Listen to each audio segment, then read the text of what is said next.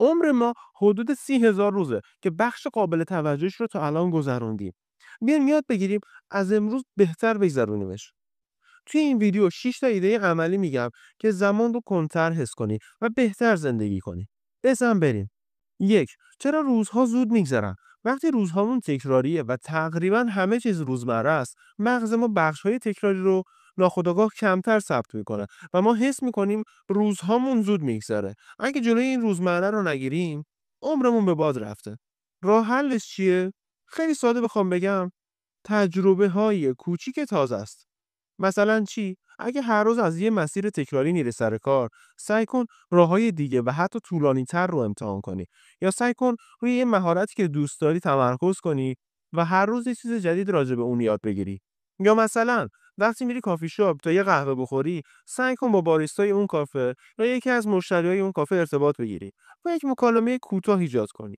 این هم یه تجربه جدیده و همین که میتونی کلی دوست خوب و به درد بخور پیدا کنی. 2.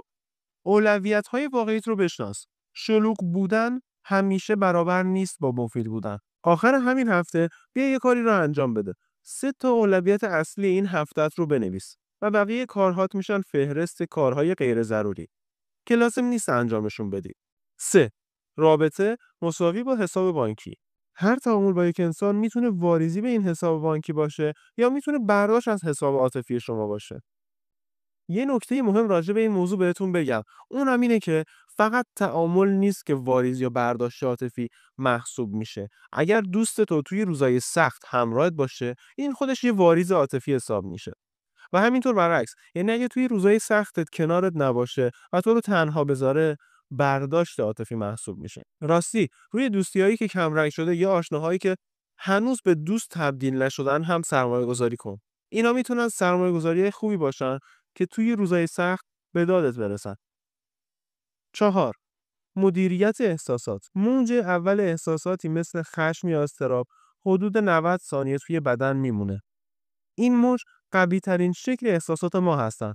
اگر تونستی این زمان رو به خوبی مدیریت کنی، بعدش تویی که انتخاب میکنی توی این احساس بمونی یا ازش رد بشی.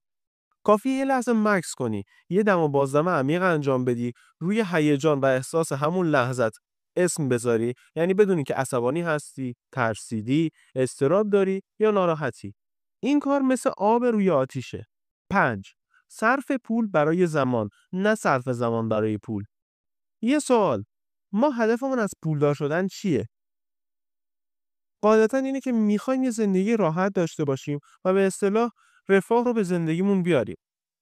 پس اگر ما تمام زمانمون رو بذاریم که پول در بیاریم، در نهایت یه پیرمرد یه پیرزن پول داریم که از زندگی لذتی نبرده و توی 60 سالگی پولدار شده. پس باید چیکار کنیم؟ باید زمان بخری. یعنی پول بدی که بقیه واسط کار کنن که بتونی زمان داشته باشی.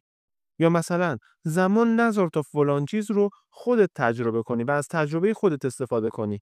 از تجربه بقیه توی اون موضوع استفاده کن و اینجوری توی زمانت صرفه‌جویی می‌کنی. 6. خلاقیت یا شیر آب. این تیتر میتونه ذهن شما رو درگیر بکنه که شیر آب چه ربطی به خلاقیت داره. بذار با یه مثال روشن بکنم این ماجرا رو. دیدی یه شیر آب قدیمی رو که باز میکنی، اول آب زنگ زده خارج میشه و بعد به مرور آب زلال میشه؟ خلاقیت هم همینه. باید بذاری اول ایده های بد و زنگ زده خارج بشه تا بعد از اون ایده های خوب به دست بیاد.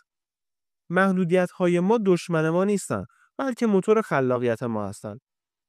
مثلا وقتی ما تحریمیم، برای اینکه تحریم رو دور بزنیم و بتونیم پیشرفت بکنیم، باید خلاقیت داشته باشیم. پس مجبور به ایده پردازی میشیم. همین الان یه تغییر کوچیک برای امروزت انتخاب کن. 3 اولویت این هفتت رو انتخاب کن و بقیه رو بذار تو لیست انجام ندادنی ها. و به یک آشنا یا دوستی که خبری ازش نداری زنگ بزن و حالش رو بپرس. زندگی کوتاهه. امروز قشنگترش کن. اگه این ویدیو واسط مفید بود، ممنون میشم حمایتمون کنی.